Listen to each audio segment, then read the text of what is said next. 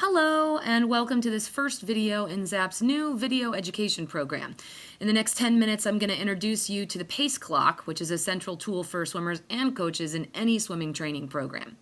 In order to do that, I'm going to also go over practice sets and some distance lingo that'll help understand the language that we use while we're working with the pace clock.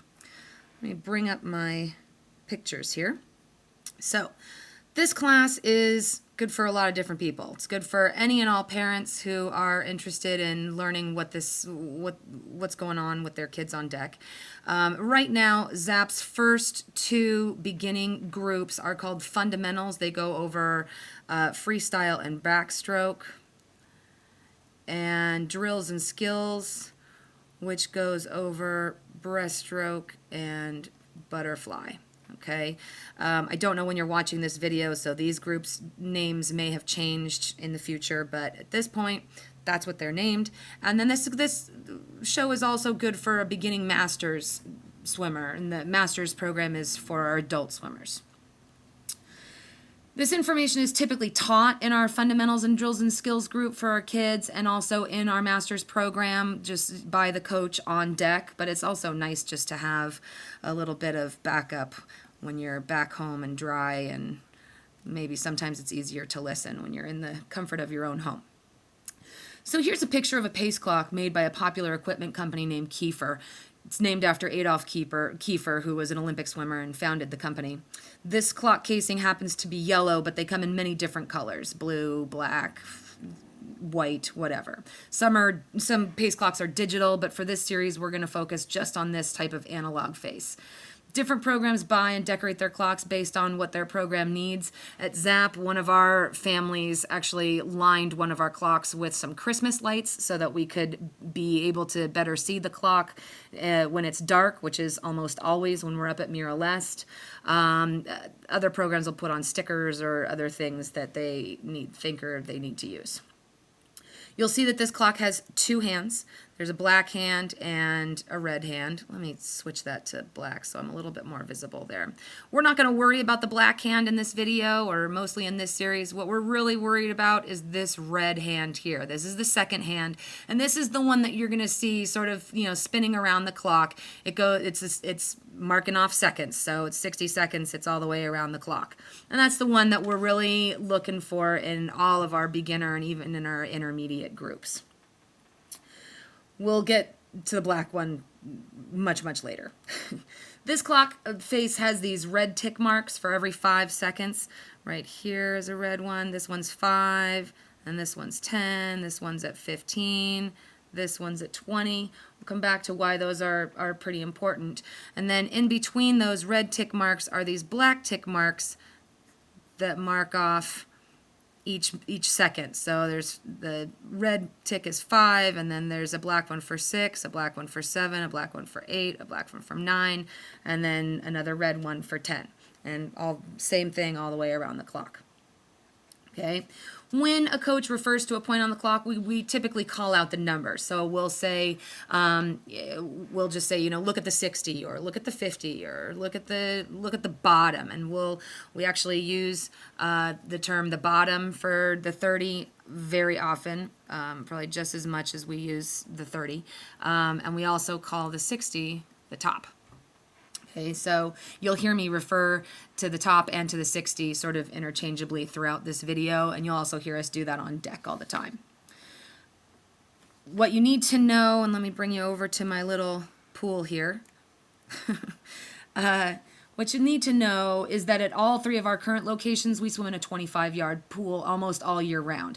I'll get into standard competitive pool distances in another video, but for this lesson, just assume that all the pools we ever use are 25 yards long. So let me write that in here. This pool and its length is 25 yards. Okay. I'm not really concerned with the width of the pool in this lesson, though I may cover that in another video, but just keeping that in mind, a lap is one length of the pool. It's not two. It's not down and back. It's one length of the pool. So from one end to the other is one lap. Because we don't always swim one length at a time, we refer to different distances by their yardage. So, for example, one lap we'd call that a 25. Okay, 2 laps, we would call that a 50. 3 laps, a 75. 4 laps, 100. Okay, and that can go on and on for as long as you can swim continuously. Okay. Practices for beginner swimmers at ZAP will typically involve a bunch of technique work that probably doesn't involve the clock at all. Swimmers can sort of take their time and learn some new skills like streamline push-offs or body positioning for freestyle or kicking. And then a small percentage of a beginner's practice will also focus on putting those skills together while also building endurance and speed. And the endurance and speed and putting it all together is where the clock comes in. So let me bring you back to the clock here, and I'm going to take all that scribbling off for the next section. So before every practice for any group, the coach is going to write out a plan for that group for that day. The plan's going for a beginner group is going to include that untimed technique work, and then it's also going to include what's called a practice set, or just what we refer to as a set. So practice set. And we really just refer to it as a set. And a set in swimming is like a worksheet in math. You get a bunch of repeated problems to practice so that you can master a skill like adding or subtracting. In a swimming set, the same thing. You put things together, you do it over and over and over in order to improve on that stroke or that skill that you're working on. So let's say our fundamentals group has done their untimed technique work and now they're ready for a little set. So to make this lesson easy, let's say our fundamentals group is really small today, and let's say they're all in one lane. So we'll say they're in lane 1 of our pool. And let's say, so we've got 4 kids. We'll have Jim, Jen, Jack, and Jesse.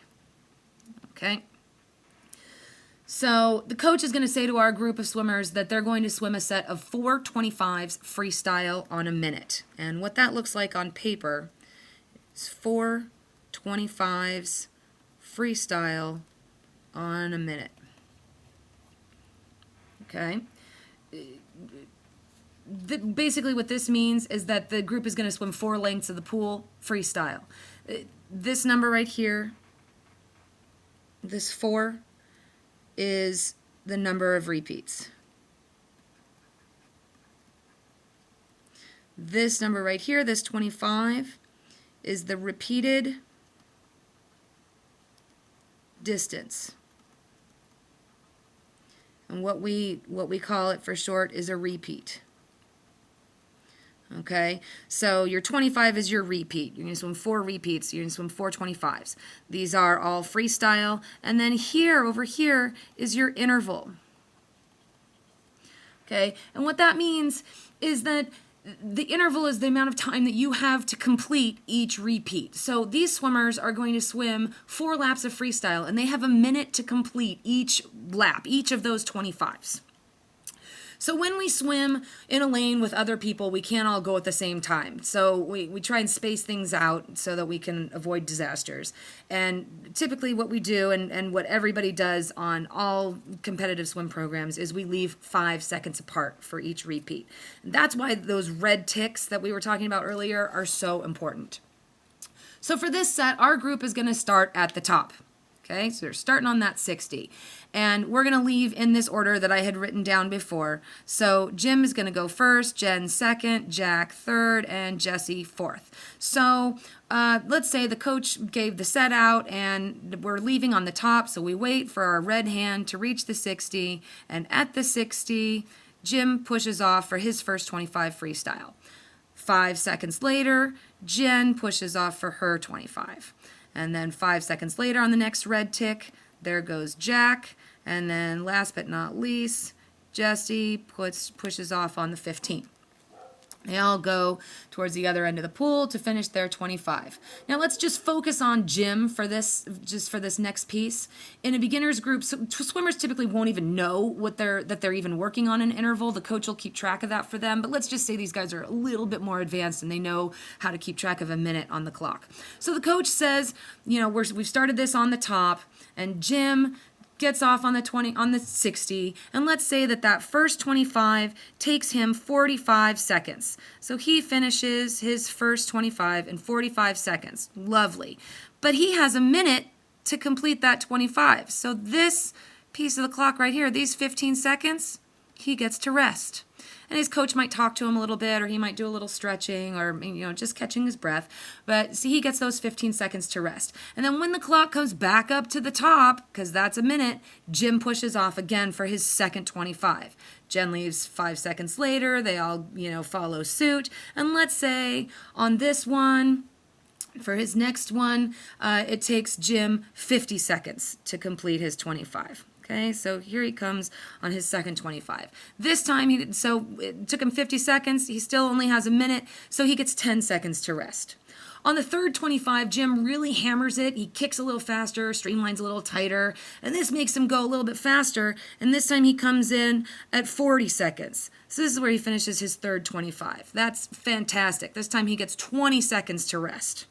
Okay, so then finally, the second hand gets back up to the 60 for the fourth time in the set, and Jim pushes off for his fourth 25. His lane mates leave 5 seconds apart after him, and they all finish their 425s freestyle. Maybe they finish it again in, something like 42 seconds. Okay, so that's the whole set.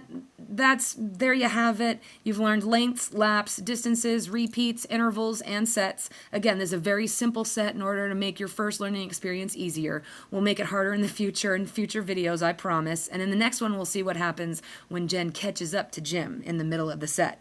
For now, though, thanks for watching, and we'll see you on deck.